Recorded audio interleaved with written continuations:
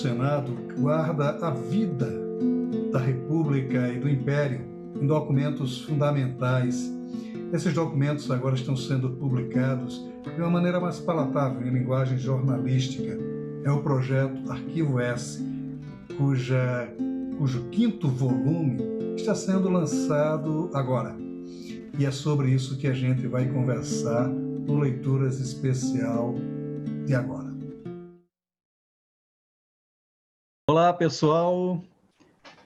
Vamos conversar, né, sobre o Arquivo S, o Senado na História do Brasil, que é um projeto interessantíssimo, né, de resgate dos documentos.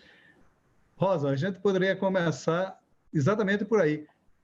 O que é, basicamente, o Arquivo S, esse projeto Arquivo S, como é que ele se firmou? Boa tarde, Maurício. Boa tarde, Bruno. Boa tarde, Silvio. Muito feliz de estar aqui participando.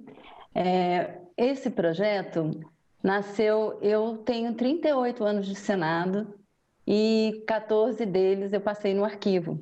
E conheço bem a história que a gente tem guardada, essa memória do Brasil no Senado Federal.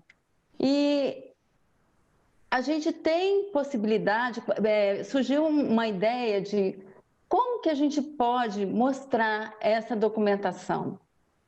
Como que a gente pode dar acesso a essa documentação? O Senado tem um complexo de comunicação, tem a agência, tinha o jornal, a Rádio Senado, a TV Senado. Então, a gente propôs uma parceria. No começo era com o Jornal do Senado. Aqui está até um dos jornais que saiu, inclusive, a Lei Áurea, a história da Lei Áurea. Depois o Bruno pode contar, que ele conhece bem os documentos que tem no acervo sobre esse tema. E como que a gente poderia mostrar isso para o público? Dessa forma, nós pensamos, desculpa, mas é porque está dando um barulho aqui para mim, está me atrapalhando. Para todo mundo, né? Está dando esse barulho, mas a gente vamos conversar aí. Desculpa, mas e o pessoal me perdi um pouco. Né? Ele está dando 15 segundos para você, mas você tem meia hora, pode falar. Então, nasceu então dessa vontade de mostrar esse acervo. Então, fazendo essa parceria com a comunicação social, começou com o Jornal do Senado e a gente também concomitante juntamente com a Agência Senado. Uma vez por mês sai uma matéria sobre uma data comemorativa relativa a um projeto, uma lei, né, um projeto de lei que virou lei, ou sobre um assunto que esteja sendo debatido no Senado.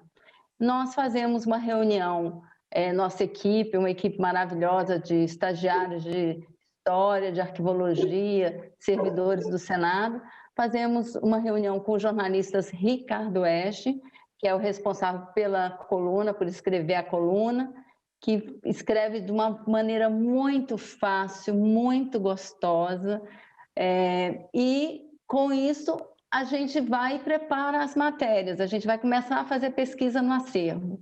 Primeiro a gente então escolhe os assuntos e depois a gente vai fazer as matérias. Como que a gente faz as matérias, a pesquisa para as matérias? A gente pesquisa nos projetos de lei. Dentro dos projetos de lei, sempre tem a justificativa da lei. Por que essa lei esse projeto está sendo criado? Qual é a razão, né? Nós também pegamos todos os discursos que foram feitos em cima do projeto de lei. Pegamos, inclusive, projetos de lei sobre os assuntos, projetos de lei que não viraram lei, mas que têm afinidade com esses assuntos. Entrou nos debates, também, né? Que entraram nos debates, né? Que basicamente as fontes primárias. O arquivo é usado como fonte primária para a confecção dessas matérias, nessa nova linguagem, né? De escrever a história, não é? É basicamente isso, né? Que o Silvio também já trabalha com isso já há um certo tempo, né, Silvio? Quer dizer, seus filmes têm muito essa vertente histórica também. Não, né? eu acho que esse trabalho ele é fundamental para a história.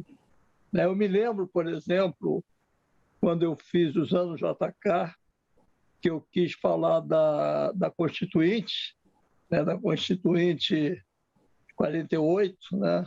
47, 48 e 46.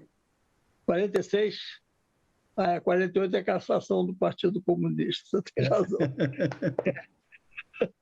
É porque eu consegui, no Arquivo Nacional, um disco em acetato com os discursos de alguns senadores. E eram trechos de discurso. Eu consegui o Prestes falando, foi muito emocionante, né? Para nós comunistas e tal, e você ouvir na redemocratização do Brasil, em 1900, eu comecei a montar o filme em 1976, 77, ainda estávamos sob a égide do AI-5, e eu consegui esse disco que tinha discurso do JK, do Prestes, do Juracy Magalhães, de todas as vertentes políticas, num acetato, mas faltava o conjunto da obra. Então, depois, com o tempo que as instituições foram se aperfeiçoando na construção democrática, você hoje tem acesso às fontes, né, que o Maurício chamou de fontes primárias, mas que são fundamentais. E ela tem uma outra utilização, que é a reinterpretação da história. Então, a gente hoje pode consultar todas as lutas políticas de um tempo para cá completamente organizado. Anos depois, eu consegui achar no Senado o discurso do Auro de Moura Andrade, na madrugada do dia 1º para 2 de 64, declarando a vacância do poder. Em áudio. E consegui, alguns meses depois, o discurso de cassação do JK, que, na verdade, ele já sabia que ia ser cassado, e ele, então, discursou antes. E no Senado tem esses discursos. Então, são documentos fundamentais para a reconstrução da história brasileira. E hoje como você tem a TV Justiça, você tem a TV Senado, a TV Câmara, você pode reconstruir a história do Brasil em todos os seus vieses. As assembleias legislativas estaduais, elas têm TVs também. Essa história vai sendo guardada e ela vai sendo fundamental na reconstrução e na reinterpretação dessa história. Quer dizer, a Rosa citou uma coisa que é fundamental, quer dizer, você ter aglutinado todos os documentos, inclusive os debates e o material que levou àquela lei. É mais completo ainda, quer dizer, você vai ter as posições divergentes também, você vai ter os que aprovaram, os que foram contra, você vai ter as razões do documento, e dessa maneira vai ser muito mais fácil reconstruirmos a história se nos deixarem que a gente continue a ter história. Mas vamos lá, é uma luta. O cinema também reconstituiu, eu lembro que no filme O Coronel Delmiro Gouveia, parte da história foi reconstruída a partir dos debates sobre a construção da usina lá de Paulo Afonso, a partir dos debates na Câmara e no Senado, que havia uma oposição muito grande a ele, né? Quer dizer, também... Sim, você vai ter Petrobras, você vai ter... você tem todos esses debates. A política econômica do Brasil, você vai poder reconstituir a partir dos vários segmentos políticos. Eu acho que o importante na democracia é você ter o conjunto das expressões, né? Você também poder ouvir os que divergiram, né? Você tem na construção de Brasília e no próprio governo JK, você tinha o DN, que foi feroz contra a construção de Brasília e feroz contra o desenvolvimentismo do JK. Né? Você tinha o projeto do Eugênio Goudin, que era antagônico, e você vai ter esse registro nos anais do Senado, nos anais da Câmara, fundamental para a história brasileira. E, Silvio, eu queria só fazer uma parte em relação a isso, que é interessante que a gente tem um arquivo S sobre a transferência da capital, mas nós também temos um arquivo S falando sobre os debates da transferência da capital vindo desde da Constituição de 1891. Sim. E por que isso? Então, assim, o Silvio, ele tem um documentário explicando essa história da transferência da capital com um olhar. Mas a gente ali, nós temos os documentos que as pessoas podem vir com seus olhares e contar a sua história, né? Não é que a história ela muda, a história ela está lá, os documentos estão lá, mas nossa visão, como que a gente, as interpretações, como que a gente vai fazer, e é importante iniciativas como essa. O Bruno sendo escritor, o Silvio um historiador, cineasta, né? Que foi onde ele realmente... ele é um cineasta historiador, né? E a gente possibilitar dar essa história. Uma outra coisa, um outro foco que eu gostaria de falar é que, através do Arquivo S, a gente demonstra quais são as ações, para que serve essa Constituição Senado, Congresso Nacional, quais são as atribuições. Então, uma delas é dar posse ao presidente da República. Nós temos os livros de posse desde 1891 até os dias de hoje, né? O último, o Bolsonaro. E é interessante, Silvio, você tem um filme o último sobre... no sentido figurado, né? Então, do Jango, você tem o do Jango... Em 22 vai ter outro, né? Em que é importante, é interessante, a gente olha o livro e lá tem o Juscelino Kubitschek, tinha como vice-presidente o Jânio Goulart. Então, ele assina como vice-presidente. Depois, ele assina como vice-presidente do Jânio Quadros. Depois, ele assina como presidente no lugar do Jânio Quadros. E depois ele vai assinar como presidente no regime parlamentarista. Então, a gente tem um documento que vai mostrando, vai ilustrando e documentando como se deu o processo, os debates, né, a construção dessa nossa nação. Ô, Bruno, você, de certa forma, tem pesquisado bastante nesses documentos. Há, inclusive, a famosa polêmica de quem teria sido a primeira senadora do Brasil. No volume 4, tem aqui a matéria sobre a posse da Eunice Miquiles, do Amazonas, que, né, é a primeira senadora, mas a princesa Isabel também teria sido senadora. Por que a princesa Isabel não é considerada senadora, Bruno? Você que escreveu sobre ela.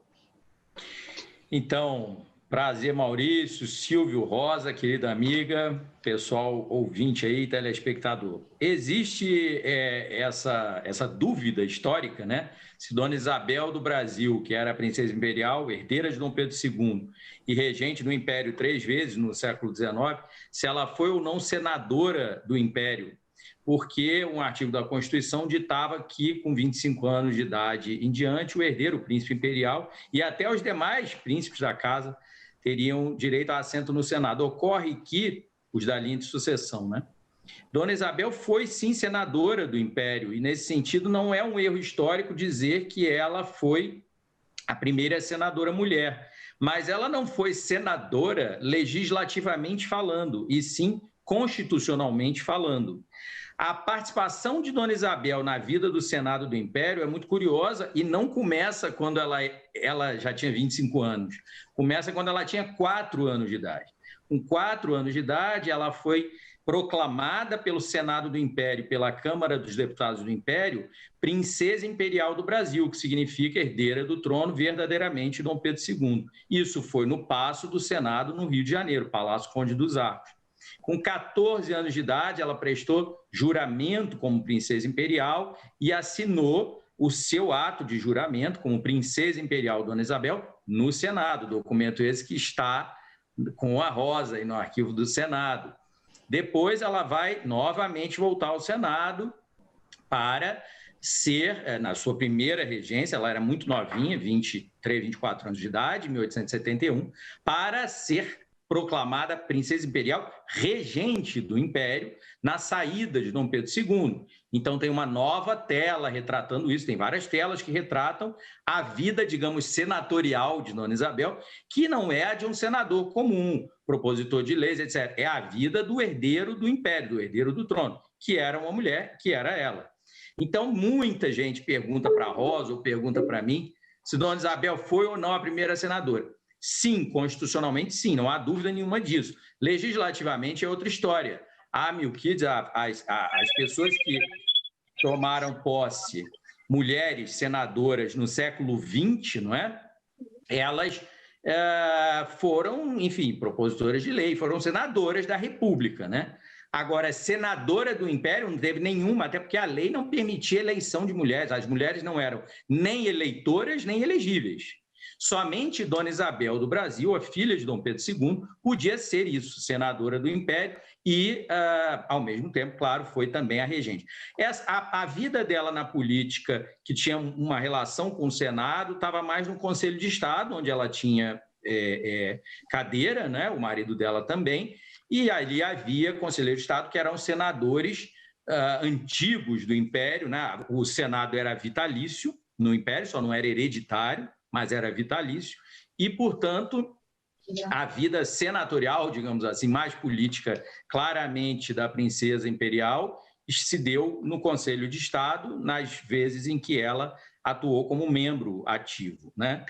Mas, sem dúvida, o Senado participou, ela participou da vida do Senado e o Senado participou muito da vida dela, muito. Quer dizer, é uma espécie de revisão histórica, né, que a gente acaba fazendo frequentemente, e a importância dos arquivos para isso. A Carta de Caminha, que reviveu toda a história do Brasil, ficou 300 anos guardada no arquivo da Torre de Tombo, sem que ninguém tivesse conhecimento dela, né? Quer dizer, a importância dos arquivos, Rosa, a gente está nas comemorações da Semana do Arquivista, né? Quer dizer, como é que são essas comemorações? Por que essa semana se mostra como a Semana do Arquivista? O dia 9 de junho é Dia Internacional do Arquivista. E o Conselho Nacional de Arquivos, ele lançou essa ideia de as instituições no mundo fazerem ações para promover os arquivos, a importância do arquivo, tanto no resguardo dos direitos do cidadão, quanto da memória.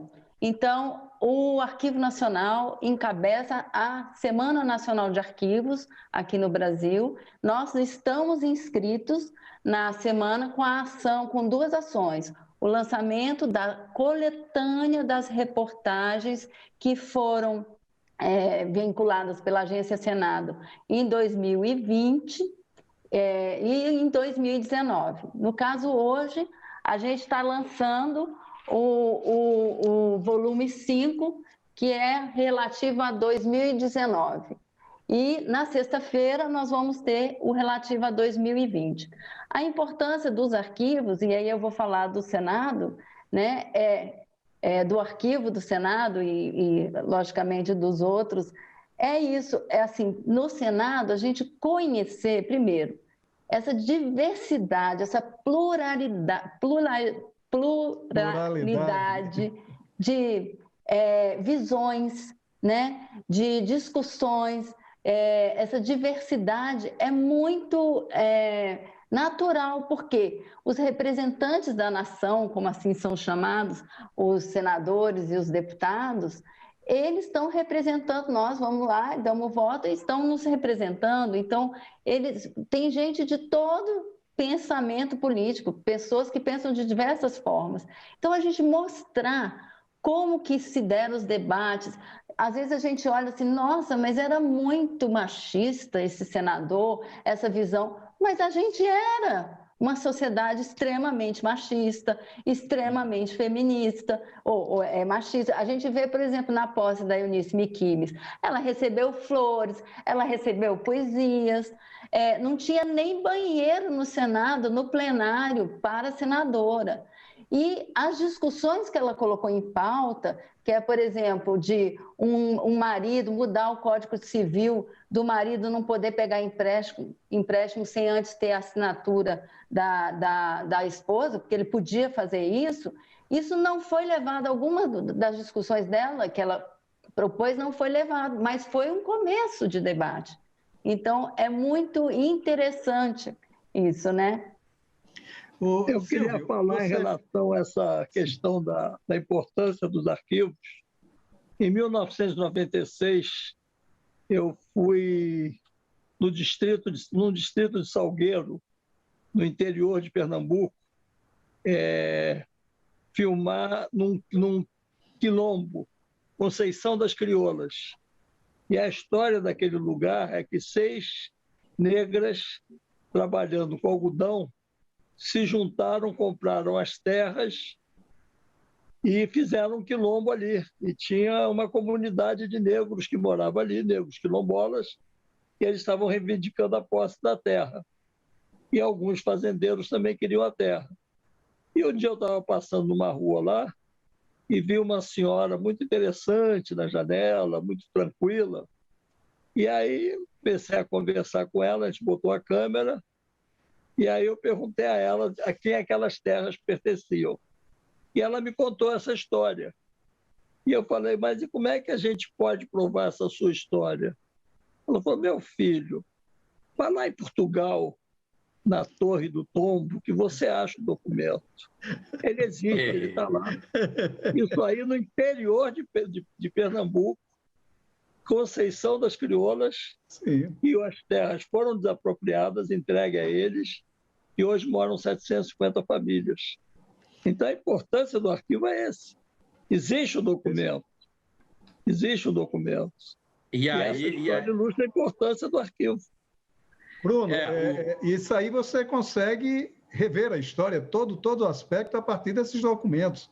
Não é, Bruno? Como é essa Na verdade, o Silvio... pesquisas? Eu achei muito curioso isso que ele falou, porque me lembrou muito os relatos dos povos indígenas, né? Eu sou indigenista da FUNAI também.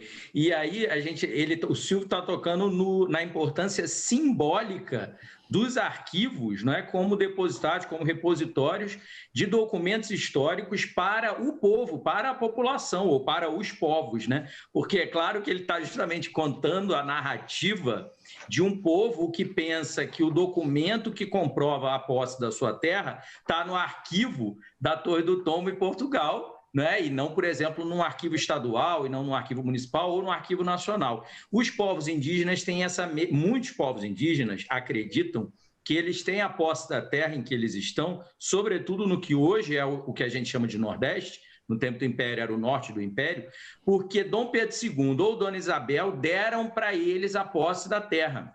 Historicamente, do ponto de vista documental, analítico, enfim, e político, isso não é procedente, não houve essa confirmação das terras deles com a assinatura imperial. Mas por que eles entendem dessa forma? Eles entendem dessa forma porque houve visitas da família imperial aos interiores do Brasil. E nessas visitas, os indígenas estiveram com eles e pediram aos imperantes que lhes fosse garantida a terra. Como eles ouviram que a terra seria garantida, os descendentes, então, imaginam que sim, que o documento é concreto, que, na verdade, como o imperador falou, ou Dona Isabel, ou seja, quem foi o nome dele, então há um documento, verdadeiramente, dizendo que a posse está garantida. O direito dos indígenas à posse da terra é um direito, como diria um grande jurisconsulto do Brasil, que foi um isabelista, né, o João Mendes de Almeida Júnior, é um direito congênito, ele não necessita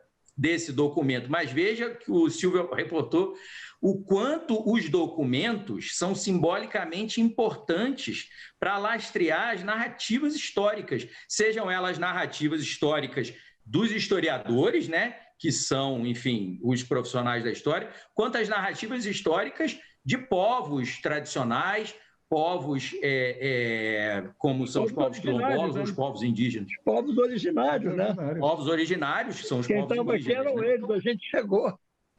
Claro. O imperador veio depois. Exato. Está retratado pelo Vitor Meirelles na primeira missa. Sim, claro, exatamente. Os povos originários, aí chegaram os padres, os jesuítas, chegaram os políticos, chegaram as caravelas, mas eles já estavam ali. Claro. A terra é deles, a gente é que tomou. Silvio, há nesse volume 5 uma coisa interessante, uma matéria interessante, que é sobre a revolta da Aragarças. E você fez usando o JK, que tem um subtítulo no seu livro, me corrija se eu estiver errado, eu estou citando de memória, mas tem um subtítulo no seu filme que eu acho interessante. Uma pausa de democracia entre as nossas ditaduras. Quer dizer, Aragarça foi uma prova desse espírito democrático do JK, né? Quer dizer, como é isso? Essa prova é maior, ela na verdade, ela nasce em Jacareacanga. O Juscelino toma posse em 56. 2 semanas depois da posse do Juscelino, um bando de oficiais da aeronáutica vão para Jacareacanga, ocupam a região e tentam dar um golpe de Estado ali, ou uma guerrilha de direita, eu não sei bem o que era aquilo.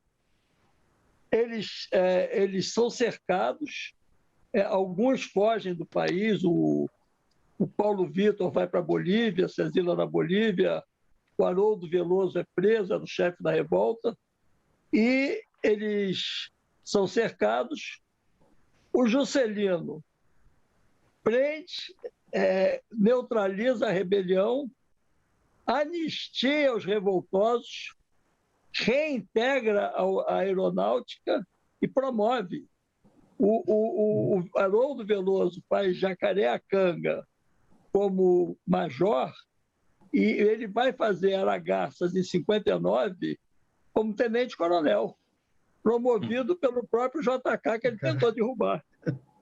Isso daí, a pausa da democracia não é minha, não. Meu nome usando JK, porque eu falo daquela época, mas eu, efetivamente, foi naquele momento entre 45, entre 50 e dos anos até 64, foi o único governo civil, que o Dutra era militar, depois o Getúlio não conseguiu completar o mandato, se suicidou, o Café Filho saiu fora, o JK ele assume no dia marcado, entrega o governo pacificado, democratizado por um sucessor que é oposição a ele. Foi o único momento que aconteceu isso. Depois veio o Jânio, aí o Jânio, ninguém sabe até hoje essa história, quem sabe agora com os anais da história, com os anais do Senado, ela fique mais claro se a renúncia do Jânio foi uma tentativa de golpe, foi um pileque mal curado. O bilhetinho dele está escrito que ele deixa as razões do ato para o chefe do gabinete civil. Mas ninguém sabe, né?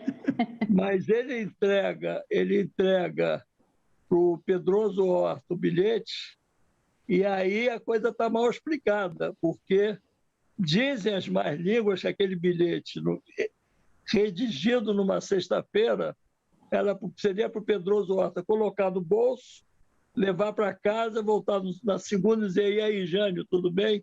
E o Pedroso Horta foi lá e entregou o bilhete para o Auro de Moura Andrade, que consumou a renúncia. E a segunda versão é que o Jânio teria renunciado para voltar nos braços do povo, para ser um golpe de Estado. Então, existem muitas versões, mas até hoje ninguém conseguiu construir a correta. Agora, Silvio... Se foi pileque, golpe de Estado, cansaço, ninguém sabe. Mas é interessante o Zé Aparecido falava que ele, uma vez, que o Zé Aparecido perguntou a ele: Jânio, enfim, por que você renunciou? E ele teria dito: a comida do Palácio da Alvorada era uma porcaria, eu queria sair fora. Tem várias versões. Mas, Rosa... Não, só complementando sobre essa documentação, que a gente até vai fazer um arquivo S agora em agosto, porque completa um ano a data redonda da renúncia do Jânio, o telegrama que a gente tem dos militares falando que não aceita a renúncia do Jânio. Os próprios governadores do Rio de Janeiro, São Paulo, de Minas, enfim, também não aceitam a renúncia porque eles tinham medo de ter das consequências, né? Eu acho muito interessante, Maurício, você perguntou por que é importante a gente conhecer essas histórias. Porque muita coisa se repete, muita situação está se repetindo e a gente precisa entender como que se deu, como que aconteceu, o que foi feito que evitou o caos ou o que foi feito que piorou a situação, né? Então, é muito importante a gente conhecer esse passado para ver como que a gente lida. Hoje eu cheguei no Senado, estava uma faixa sobre a Eletrobras, e uns servidores. E a gente fez um arquivo S também sobre isso. Então, a gente está sempre voltando, né? Um dos primeiros arquivos S que a gente fez foi sobre a Petrobras também. Aqui nesse filme que eu fiz, no JK, sim, eu usei uma frase do Ivan Lessa que é muito clara sobre isso. O Ivan Lessa falou de 15 em 15 anos o Brasil esquece tudo que aconteceu nos últimos 15 anos. Então, é isso aí.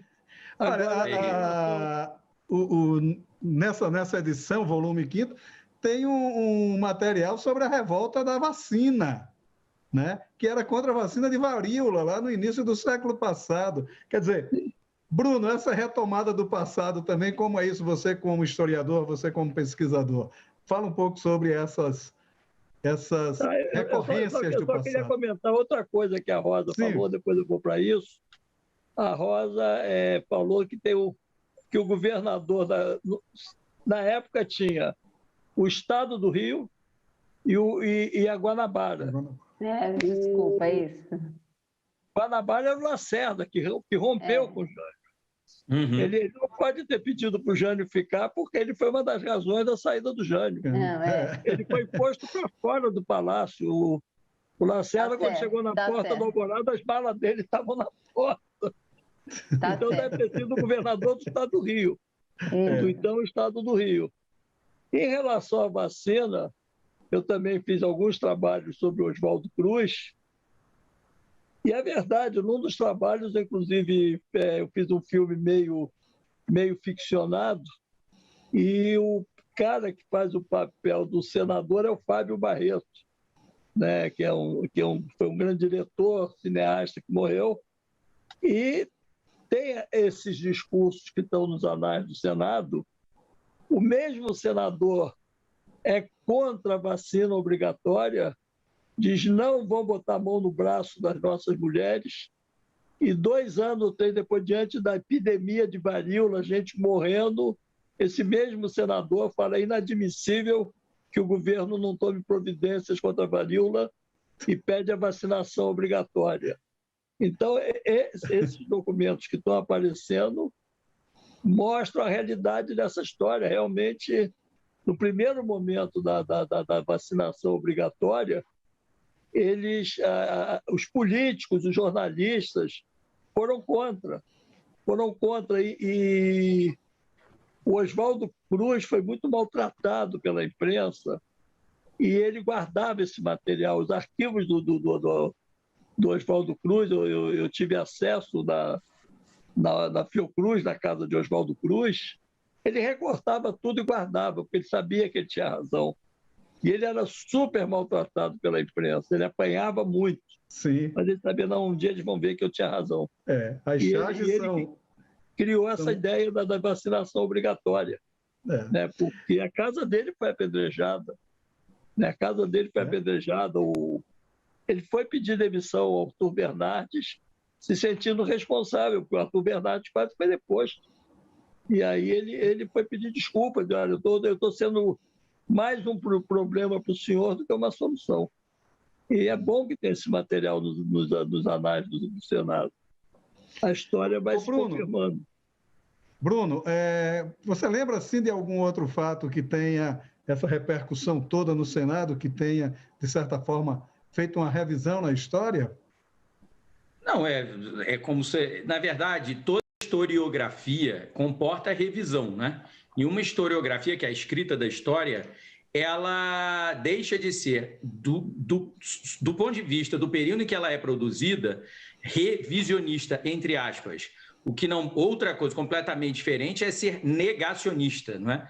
Negacionismo é uma coisa, revisionismo é outra. Toda historiografia, ela é revisora e, portanto, ela pode ser enquadrada, depender do autor, como revisionista. Agora, o Silvio estava falando da revolta da vacina, eu me lembrei porque no livro que é esse livro, né, Alegrias e Tristezas, estudos sobre a autobiografia de Dona Isabel do Brasil, Fátima Argon, que é a chefe do Arquivo Histórico do Museu Imperial em Petrópolis, e a gente produziu esse livro e publicou em 2019. A gente contou muito com o apoio da Rosa, né, para colocar documentos originais do arquivo do Senado relativos à memória tanto isabelina, né, que é da própria Dona Isabel, quanto isabelista, que é dos seguidores dela.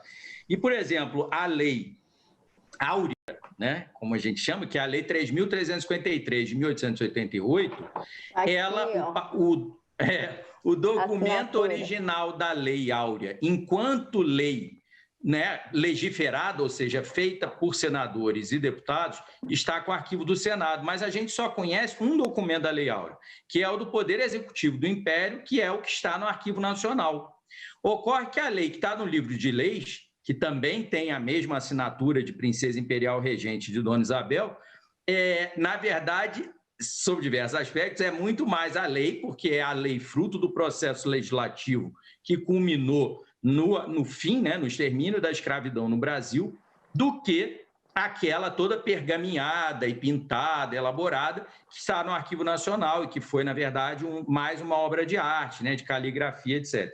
Então, esse original da Lei Áurea a gente colocou no livro, né, graças aí à ajuda da Rosa. E aí entra, e vários outros documentos que a gente usou do arquivo do Senado. E aí entra a sua pergunta. Os arquivos contêm fontes primárias, né, como a gente costuma falar, apesar de que a discussão do que é fonte primária e fonte secundária é uma discussão de teoria da história, uma discussão que a gente é introduzido na matéria mesmo de introdução à história, e que não dá para ficar fazendo aqui agora. Mas o que importa é os documentos históricos que estão sob a guarda dos arquivos, eles sempre propiciarão uma nova história, mesmo que o objeto do estudo seja o mesmo, porque quem estuda, o pesquisador, é outro. E o documento, você faz perguntas ao documento, e o documento faz perguntas, né, que são as do seu tempo, né? Diria toda a filosofia da história do Benedetto Croce. Não existe nenhuma história que não seja contemporânea, porque todos nós temos questões do nosso tempo. Nós somos premidos e impulsionados por algo que ocorre no tempo em que a gente vive, nós historiadores, né? Então, a produção do Silvio é uma produção que está lá falando sobre os anos JK ou sobre democracia no Brasil, e é uma produção que está aí, hoje em dia, a gente discutindo em pleno século XXI o Estado Democrático de Direito, como se isso já não tivesse que ser absolutamente sedimentado no Brasil. Mas é exatamente porque não é sedimentado que a gente volta a discutir a história da democracia no Brasil, né? Eu queria Silvio, só pegar um a gente tem, Maurício. Rosa, 2 minutinhos. A gente tem só 2 minutinhos mais de programa. Aí eu queria que você se fizesse esse comentário seu e já se despedisse, que eu queria depois pedir as despedidas do Silvio. Certo. Eu queria justamente finalizar falando da importância do Poder Legislativo para a democracia, porque quando Dom Pedro deu o grito da independência, ele ainda demorou depois, só em 1826, que realmente a gente foi ter a primeira sessão legislativa. E a atuação do Senado e da Câmara, do Poder Legislativo, na constituição da nossa nação, da nossa identidade, ela é fundamental. Então, é muito bom e importante que as pessoas, não só os cientistas políticos, historiadores, os cineastas historiadores, mas o cidadão conheça a sua história. Política, social, estamos abertos. Os arquivos do Senado e da Câmara também estão abertos para isso. Silvio, por favor. Olha, eu queria agradecer o convite para participar desse debate Já digo para a Rosa que eu vou procurá-la, porque eu tenho muito interesse em muitos documentos que estão no Senado, são fundamentais para o conhecimento da história brasileira. E essa oportunidade desse debate tão rico aqui, com o Bruno, com o Maurício, com você, Rosa, e eu acho que foi uma tarde muito proveitosa e vamos em frente. Maravilha. Vamos continuar lutando mais do que pela leitura, pela democracia do país. Maravilha. Bruno, queria que você falasse as suas considerações finais, digamos assim. Tá ótimo. Maurício, agradeço muito o convite também de você, né, seu, da Rosa. Um prazer estar aqui com você, com ela e com o grande cineasta, historiador Silvio Tendler.